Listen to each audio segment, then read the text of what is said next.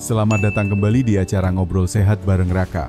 Hari ini kita akan membahas topik yang sangat dekat dengan hati saya, dan mungkin juga kamu yang lagi nonton. Saya makin khawatir lihat orang tua saya cepat lelah.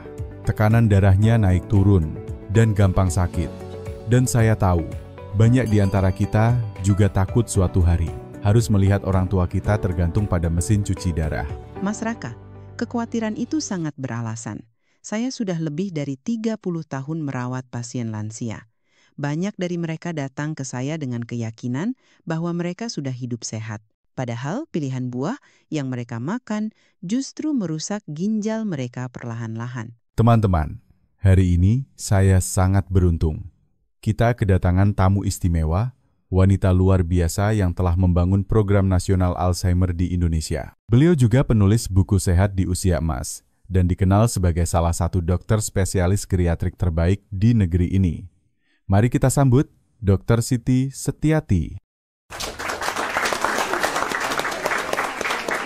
Terima kasih Mas Raka, tapi hari ini saya datang bukan untuk disambut, melainkan untuk memperingatkan banyak orang lansia yang merasa sehat.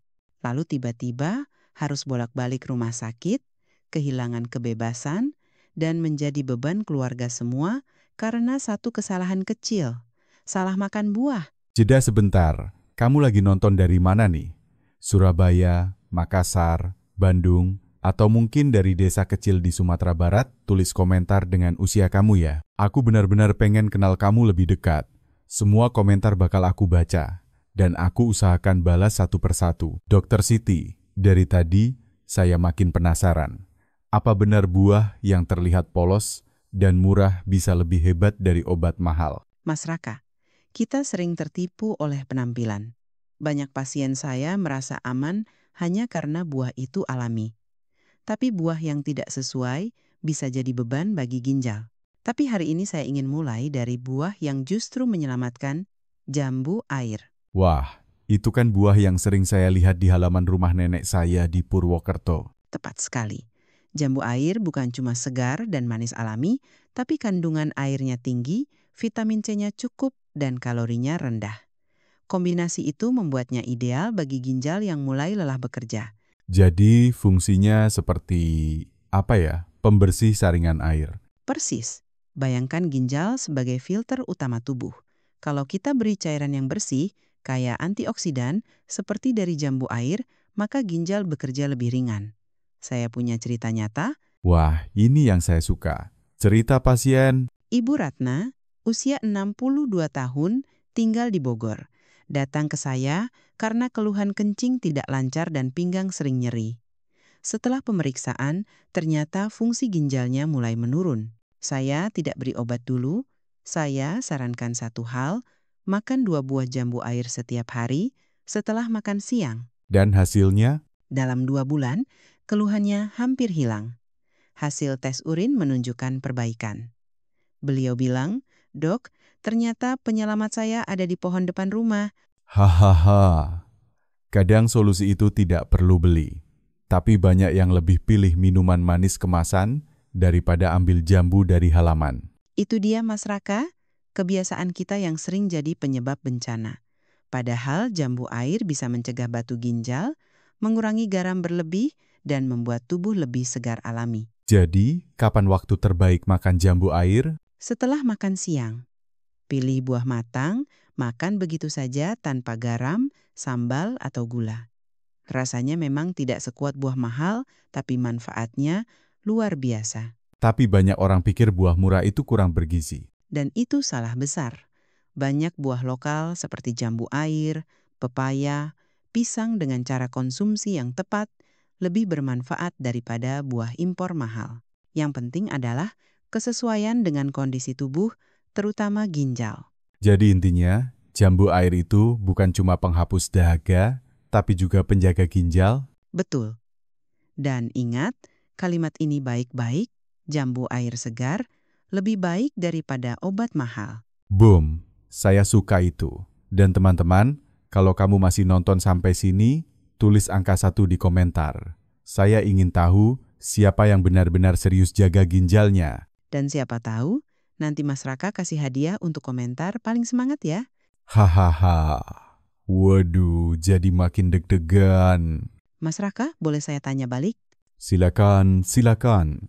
Di keluarga Mas, apakah sering konsumsi jambu air?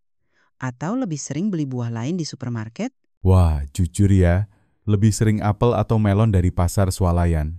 Soalnya ya, anak-anak lebih suka. Itulah jebakan modern. Kita lupa, kesehatan bukan soal gaya, tapi soal pilihan sederhana yang konsisten. Dan kalau kita beri contoh ke anak cucu, mereka juga akan terbiasa makan buah lokal yang sehat. Wah, ini pelajaran besar.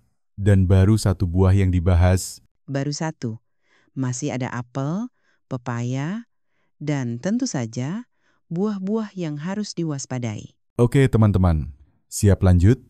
Jangan kemana-mana. Setelah ini kita akan bahas buah yang katanya bisa bantu tekanan darah, tapi sayangnya banyak orang salah cara makannya. Tulis dulu di komentar. Saya siap jaga ginjal mulai hari ini. Tadi Dr. Siti sudah bicara soal jambu air. Buah sederhana, murah, tapi manfaatnya luar biasa. Nah, sekarang apa buah berikutnya, Dok? Sekarang saya ingin bahas buah yang sering kita dengar dalam pepatah lama. Satu apel sehari menjauhkan dokter. Dan ternyata pepatah itu tidak main-main. Wah, saya sering dengar itu. Tapi jujur, saya pikir itu cuma iklan di bungkus sarapan sereal. Hahaha, banyak orang menganggapnya cuma slogan. Tapi apel memiliki satu kandungan spesial, pektin, yaitu serat larut air yang bekerja seperti sapu halus dalam tubuh. Maksudnya, menyapu apa nih? Menyapu zat, beracun, dan lemak jahat dari darah. Pektin ini menyerap dan membawa keluar sisa metabolisme yang biasanya jadi beban ginjal. Jadi, ginjal tidak harus kerja ekstra keras. Wah, berarti apel bisa meringankan kerja ginjal ya? Benar sekali. Selain itu, kadar kalium dalam apel tergolong sedang, tidak terlalu rendah, tidak terlalu tinggi. Pas untuk menjaga tekanan darah, tetap stabil tanpa membahayakan ginjal lemah. Wah, makin menarik. Ada kisah pasien juga, Dok. Tentu. Saya ingat Pak Agus, usia 70 tahun, pensiunan guru dari Jakarta. Beliau sering pusing, tekanan darah naik turun, dan sudah mulai merasa tubuh cepat lelah. Waduh, gejala seperti itu banyak orang abaikan loh. Benar. Tapi saya sarankan beliau satu hal sederhana. Makan satu buah apel, ukuran sedang tiap hari, antara sarapan dan makan siang. Tidak pakai gula, tidak dikupas kulitnya. Dan hasilnya? 3 bulan kemudian, tekanan darah stabil, hasil fungsi ginjal membaik. Dan Pak Agus berkata, ternyata obat saya ada di pasar, bukan di apotek. Hahaha, itu luar biasa. Buat teman-teman yang lagi nonton, dengar ya, pasar tradisional bisa jadi tempat cari penyembuh, bukan cuma belanja lauk. Betul Mas Raka. Tapi yang penting, apel harus dikonsumsi dengan benar. Jangan dijadikan jus manis, apalagi ditambah gula atau susu kental. Itu malah membuat indeks glikemiknya naik. Jadi, makan mentah aja? Ya, makan langsung dengan kulitnya, karena banyak nutrisi penting ada di kulit apel. Wah, saya biasanya kupas kulitnya tuh karena teksturnya agak keras. Itu wajar, tapi kita bisa pilih apel lokal yang lebih lembut kulitnya. Atau bisa cuci bersih dan potong tipis-tipis. Yang penting jangan buang nutrisi berharga itu. Tapi banyak orang takut apel tinggi gula. Itu juga salah kaprah. Indeks glikemik apel rendah, jadi relatif aman bagi penderita diabetes asal tidak makan berlebihan. 1 buah per hari cukup. Jadi kesimpulannya? 1 apel sehari, ginjal lebih kuat. Sederhana, murah, dan bisa ditemukan di pasar manapun. Dan untuk yang nonton sampai sini, langsung tulis angka 2 di komentar. Saya ingin tahu siapa saja yang percaya bahwa buah sederhana bisa jadi penyelamat ginjal. Dan kalau kamu punya keluarga yang sudah lanjut usia, ajak mereka makan apel hari ini juga. Jangan tunggu tekanan darah naik dulu, baru panik cari solusi. Dok, saya mau tanya, apel yang terbaik itu yang lokal atau impor? Jawaban saya tegas. Lokal. Apel lokal biasanya lebih segar, tidak melalui penyimpanan panjang, dan lebih mudah dicerna. Kandungan gizinya pun tetap tinggi. Nah, itu penting tuh. Kadang kita pikir impor itu lebih mewah, padahal Padahal, yang kita butuh bukan kemewahan, tapi nutrisi yang sesuai dan cara konsumsi yang benar. oke dok, kita sudah bahas 2 buah penyelamat ginjal, jambu air dan apel. Tapi saya dengar, buah selanjutnya ini bisa membantu pencernaan dan mengurangi racun. Benar ya? Ya, dan buah ini sangat dekat dengan kehidupan desa. Banyak tumbuh liar di kebun, tapi sayangnya banyak orang tidak tahu cara makannya yang benar. Waduh, makin penasaran. Oke dokter, 2 buah pertama luar biasa. Tapi sekarang kita masuk ke buah ketiga. Katanya bisa bantu pencernaan dan juga detoks alami ya? Tepat sekali Mas Raka. Buah yang saya maksud adalah pepaya. Sering kita anggap buah biasa di dapur, padahal sesungguhnya pepaya adalah penjaga utama sistem pencernaan dan ginjal. Wah, saya ingat almarhum kakek saya dulu tiap pagi selalu makan pepaya. Tapi saya pikir itu cuma kebiasaan orang tua zaman dulu. Justru itu warisan yang berharga. Pepaya mengandung vitamin C, serat tinggi, dan enzim papain. Enzim ini unik. Ia membantu memecah protein dalam makanan, sehingga limbah yang dibuang ginjal jadi lebih sedikit. Jadi bukan cuma bikin BAB lancar, tapi juga meringankan kerja ginjal? Betul. Sistem pencernaan yang sehat, ikapul beban limbah dalam darah berkurang. Itu berarti ginjal tidak harus bekerja terlalu keras setiap hari. Ada kisah pasien juga, dok. Tentu. Ibu Rina, usia 63 tahun, dari Yogyakarta. Beliau datang ke saya dengan keluhan lambung tidak nyaman, cepat lelah, dan daya tahan tubuh menurun. Waduh, itu keluhan yang sering banget dialami orang tua. Benar, saya tidak buru-buru kasih obat. Saya sarankan satu hal dulu, makan pepaya matang setiap pagi, kira-kira sebesar kepalan tangan. Dimakan setengah jam sebelum sarapan. Kenapa harus pagi dan sebelum makan? Karena saat perut kosong, enzim papain bekerja lebih maksimal. Ia membantu membersihkan sisa makanan kemarin, menyiapkan lambung, dan membuat proses pencernaan sepanjang hari jadi lebih lancar. Dan hasilnya? 6 bulan kemudian, wajah Ibu Rina lebih segar, pencernaan lancar, dan hasil pemeriksaan ginjal tetap normal, meski usia sudah lanjut. Wah, jadi rahasia awet muda juga ya? Bisa dibilang begitu. Pepaya juga mengandung asam sitrat yang membantu mencegah pembentukan batu ginjal.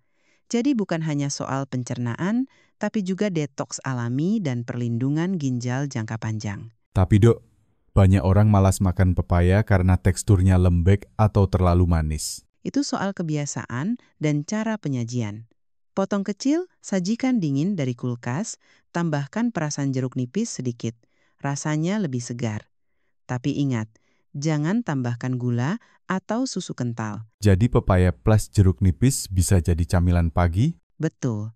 Dan camilan ini jauh lebih baik daripada biskuit atau roti manis yang justru memperparah beban ginjal. Kalau boleh jujur ya, saya dulu mengira pepaya cuma buat lancar BAB. Tapi ternyata fungsinya jauh lebih luas ya. Masyarakat tidak sendiri. Banyak yang salah paham. Pepaya bisa membantu mengurangi racun, memperbaiki metabolisme, dan meringankan kerja organ vital termasuk ginjal. Jadi pepaya ini seperti bodyguard dalam tubuh? Saya suka istilah itu.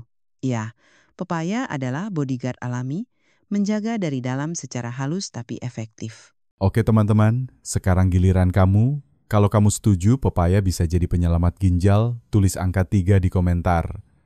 Saya ingin tahu siapa yang berani makan pepaya setiap pagi mulai besok. Dan jangan tunggu sampai ada masalah baru bertindak.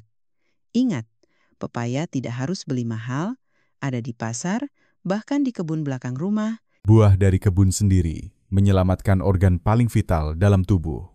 Wow! Jadi mari kita ulang bersama-sama, pepaya tiap hari, pencernaan lancar, ginjal aman. Tapi dok, apakah semua orang cocok makan pepaya? Mayoritas cocok. Tapi bagi yang punya alergi atau gangguan lambung akut, bisa konsultasi dulu ke dokter. Kalau tidak ada keluhan, pepaya matang sangat aman dan bermanfaat. Luar biasa. Jadi kita sudah punya 3 buah sahabat ginjal, jambu air, apel, dan pepaya. Tapi sekarang saya deg-degan Kenapa? karena saya tahu setelah ini kita masuk ke bagian paling menegangkan, buah-buah yang diam-diam bisa merusak ginjal. Ya, banyak yang tidak sadar bahwa buah yang terlihat sehat justru membawa malapetaka. Waduh, jangan kemana-mana teman-teman. Di bagian selanjutnya, kita akan bongkar buah kecil manis yang bisa menyeretmu ke mesin cuci darah. Oke, kita masuk ke segmen yang agak menyeramkan. Dokter Siti, tadi dokter sempat bilang ada buah kecil manis yang bisa menyeret orang ke mesin cuci darah. Apa itu? Saya akan bicara langsung, tanpa basa-basi. Anggur. Banyak orang menganggap anggur itu sehat, mewah, bahkan buah elit. Tapi bagi penderita diabetes atau fungsi ginjal menurun, anggur bisa jadi racun pelan-pelan. Wow, saya nggak nyangka. Bukannya anggur itu penuh antioksidan ya? Memang ada manfaat antioksidan dalam jumlah kecil. Tapi bahayanya jauh lebih besar jika dikonsumsi tanpa kontrol. Bahaya yang seperti apa, Dok? Pertama, anggur tinggi fruktosa. Gula buah jenis ini cepat menaikkan kadar gula darah. 1 tandan anggur kecil bisa setara dengan segelas minuman manis penuh gula. Wah, saya biasanya makan 1 mangkuk anggur sekali duduk. Berarti itu? Itu artinya Mas Raka sedang memaksa ginjal bekerja keras. Fruktosa dalam darah tinggi, tekanan osmotik meningkat, ginjal harus menyaring lebih berat. Waduh, dan kalau sering terjadi? Maka pembuluh darah kecil di ginjal bisa rusak. Ini yang kita sebut nefropati diabetik, salah satu penyebab paling umum gagal ginjal. Gawat. Tapi Dok, banyak orang bilang, kan saya sehat, nggak ada diabetes. Itulah jebakannya. Banyak yang merasa sehat karena belum merasa gejala. Tapi kerusakan ginjal terjadi diam-diam tanpa rasa nyeri. Tahu-tahu sudah harus cuci darah. Ada contoh kasus yang dokter pernah tangani? Ada. Pak Sento, 62 tahun, pedagang buah dari Medan. Setiap hari makan 1 kilogram anggur. Katanya biar awet muda dan jantung sehat. Wah, 1 kilo. Gila juga itu. Ketika datang ke saya, gula darahnya sangat tinggi dan fungsi ginjalnya sudah mulai turun. Saat saya bilang anggur adalah salah satu penyebabnya, beliau tertegun. Tapi setelah membatasi konsumsi, kondisinya perlahan membaik. Jadi pelajarannya, Manis bukan berarti sehat. Sesuatu yang mewah belum tentu menyelamatkan. Kita harus tahu kondisi tubuh dan takaran yang wajar. jadi masih boleh makan anggur nggak sih? Boleh, tapi maksimal 10 butir per hari. Dan itu pun setelah makan utama, bukan dalam kondisi perut kosong. Kalau kamu penderita diabetes atau sudah ada gangguan ginjal, sebaiknya hindari dulu. Jadi jangan makan anggur sambil nonton TV 1 mangkuk ya. Jangan. Itu kebiasaan kecil yang bisa berujung nafas sesak, jantung berdetak tidak teratur, bahkan gagal ginjal total. Waduh, saya merinding dengarnya. Maka dari itu, saya ingin kamu dan penonton ingat kalimat ini, anggur manis, tapi bisa jadi racun bagi ginjal. Dan buat kamu yang nonton, sampai bagian ini, langsung tulis angka 4 di kolom komentar. Saya ingin tahu siapa yang cukup berani untuk mengurangi anggur mulai hari ini. Jangan tunggu ginjalmu teriak baru kamu berhenti. Lebih baik menyesal karena tidak makan anggur daripada menyesal karena terlambat menyelamatkan ginjal. Wah, ini makin menegangkan. Dan katanya, masih ada buah berbahaya lainnya ya, Dok? Ya, buah berikutnya bahkan lebih berbahaya karena murah, mudah didapat, dan sering dimakan dalam jumlah besar. Aduh, jangan bilang itu buah favorit anak-anak. Bisa jadi, kita bahas di segmen selanjutnya. Dan buat yang nonton, jangan kemana-mana. Bahaya masih mengintai dari balik rasa manis yang memikat. Wah, setelah anggur. Sekarang saya makin takut tiap lihat buah manis, Dok. Tapi katanya masih ada satu lagi buah yang juga berwajah manis, tapi berhati jahat. Betul, Mas Raka? Buah berikutnya lebih berbahaya karena terlalu sering dianggap aman. Kita bicara tentang rambutan. Wah, itu buah musimannya favorit keluarga saya. Murah, manis, segar. Dan itulah jebakannya. Karena murah dan musiman, banyak orang tidak sadar sudah makan terlalu banyak dalam sekali duduk. Padahal, rambutan kaya fruktosa. Gula jenis ini cepat naikkan gula darah dan bisa menaikkan kadar asam urat. Gula dan asam urat? Wah, kombinasi berbahaya. Sangat. Saat fruktosa tinggi, hati akan memproduksi asam urat berlebih. Lama-lama membentuk kristal kecil yang kemudian jadi batu ginjal. Dan yang lebih parah, kandungan gulanya juga bisa membebani ginjal seperti jalan tol yang penuh macet. Waduh, saya pernah makan 1 kilo rambutan sendiri waktu lebaran. Sekali duduk, Banyak orang seperti Mas Raka. Saya punya pasien. Ibu Dewi, 66 tahun dari Bandung. Setiap musim rambutan, beliau bisa makan 1 kilogram per hari. gila. Dan apa yang terjadi? Awalnya sehat-sehat saja. Tapi suatu hari, beliau mengeluh sakit pinggang hebat dan sulit buang air kecil. Hasil pemeriksaan, batu ginjal dan asam urat tinggi. Aduh, merinding saya dengarnya. Setelah saya edukasi dan beliau mengurangi konsumsi rambutan, kondisinya perlahan membaik. Tapi trauma itu membekas. Beliau bilang, saya tidak sangka buah yang saya cinta bisa hampir menghancurkan tubuh saya. Dok, berarti kita harus berhenti makan rambutan total? Tidak perlu ekstrem. Tapi batasi. Makan tidak lebih dari 5-10 buah per kali. Jangan dalam keadaan perut kosong. Dan jangan tiap hari. Kenapa tidak boleh perut kosong? Karena dalam kondisi perut kosong, gula darah naik lebih cepat dan lonjakan itu sangat berbahaya bagi penderita diabetes atau gangguan ginjal. Jadi waktu terbaik? Sekitar 1 jam setelah makan utama. Dengan begitu, tubuh sudah siap mencerna dan lonjakan gula darah bisa ditekan. Tapi banyak orang tua di desa mengira buah lokal selalu aman. Itu salah satu kesalahpahaman besar. Lokal tidak selalu berarti aman.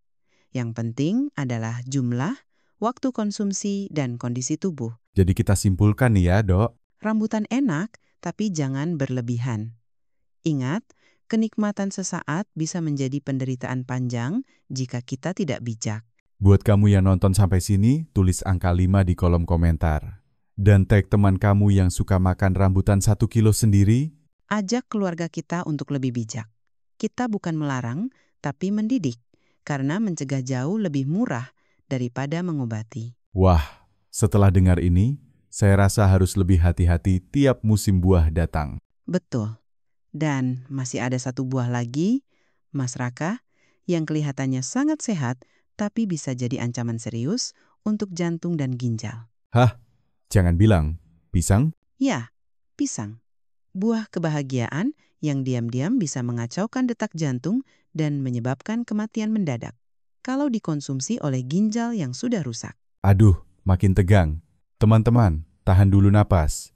Segmen terakhir akan membuka mata kita semua. Oke, dokter. Ini bagian yang bikin saya merinding sejak tadi. Pisang, bukankah itu buah paling aman sedunia? Banyak orang berpikir begitu. Dan itulah masalahnya. Karena merasa aman, mereka makan berlebihan. Padahal, pisang bisa menjadi sangat berbahaya bagi ginjal yang sudah lemah. Waduh, bisa dijelaskan, Dok? Masalah utama ada pada kalium. Pisang mengandung kalium sangat tinggi. 1 buah pisang ukuran sedang bisa mengandung sekitar 400 mg kalium. Dan kenapa kalium jadi masalah? Bagi ginjal sehat, itu tidak masalah. Tapi, bagi ginjal yang sudah rusak, kalium akan menumpuk dalam darah. Akibatnya seperti aliran listrik berlebih dalam tubuh. Jantung berdetak tidak teratur, otot melemah, bahkan bisa menyebabkan napas sesak dan kematian mendadak. Waduh, saya benar-benar tidak menyangka pisang bisa seberbahaya itu. Saya pernah menangani Pak Arto, usia 71 tahun dari Semarang. Beliau mengidap penyakit ginjal kronis stadium 3.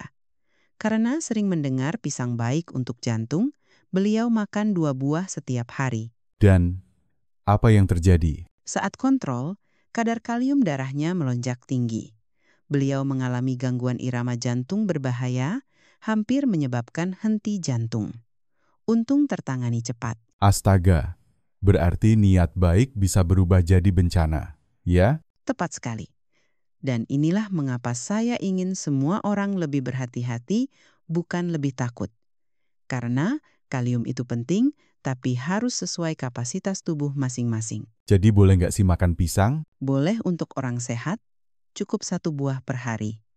Pilih pisang yang matangnya sedang, jangan terlalu lembek, dan sebaiknya dimakan sebagai camilan pagi atau sore. Dan untuk penderita ginjal, Harus konsultasi ke dokter. Kalau tetap ingin makan, bisa pilih pisang yang belum terlalu matang karena kandungan kaliumnya lebih rendah. jadi kita simpulkan ya, Pisang sehat, tapi hati-hati kalau ginjal lemah. Jangan anggap enteng, karena tubuh orang lansia berbeda, lebih rapuh, dan lebih mudah terkena efek samping. teman-teman, tulis angka 6 di komentar kalau kamu merasa sekarang lebih bijak dalam memilih pisang.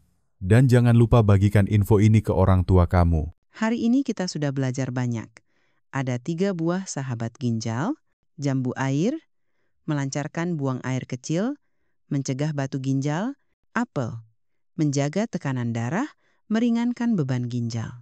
Pepaya, memperbaiki pencernaan, mendukung detoks alami. Dan juga 3 musuh dalam selimut, anggur, tinggi gula, picu kerusakan pembuluh darah ginjal, rambutan, fruktosa tinggi, sebabkan asam urat dan batu ginjal, pisang, kalium tinggi, berbahaya bagi ginjal lemah. Tapi bukan cuma buah. Ada satu rahasia penting yang saya selalu tekankan ke pasien, kendalikan air dan garam setiap hari. Wah, ini penting banget. Bisa dijelaskan, Dok? Minum air jangan terlalu sedikit, tapi juga jangan berlebihan. Gunakan patokan ini, jumlah urin kemarin plus 1 hingga 2 liter. Dan garam? Garam maksimal 1 sendok teh per hari. Hindari makanan olahan. Gunakan bawang putih, jeruk nipis, rempah sebagai pengganti rasa asin. Jadi bukan cuma buah, tapi kebiasaan sehari-hari juga berperan ya. Betul. Jangan tunggu ginjalmu rusak dulu baru panik. Ingat, ginjal adalah filter utama tubuh. Kalau rusak, kamu akan cepat lelah, bengkak, bahkan bisa tergantung mesin cuci darah seumur hidup. Aduh, itu mimpi buruk ya, Dok. Tapi masih ada harapan. Tubuh kita mau pulih, asal kita mulai sekarang. Bayangkan kamu bangun besok pagi dan berkata, saya pilih buah yang tepat. Saya kurangi garam, saya minum air sesuai kebutuhan. Dan itu bisa menyelamatkan ginjal kita dari penderitaan panjang. Belum terlambat. Ginjal kamu masih bisa diselamatkan, tapi kamu harus mulai hari ini. Jadi ayo, tulis di komentar. Saya mulai hari ini. Dan tag orang tua, sahabat, siapa saja yang kamu sayangi. Kalau video ini bermanfaat, bagikan sekarang, karena satu informasi kecil bisa menyelamatkan hidup orang lain. Terima kasih banyak Dokter Siti. Semoga Tuhan membalas semua ilmu dan kebaikan dokter. Amin. Dan semoga semua penonton kita panjang umur, sehat, dan bahagia bersama keluarga tercinta. Sampai jumpa di episode berikutnya. Jangan lupa subscribe dan tulis topik kesehatan apa yang ingin kamu dengar minggu depan.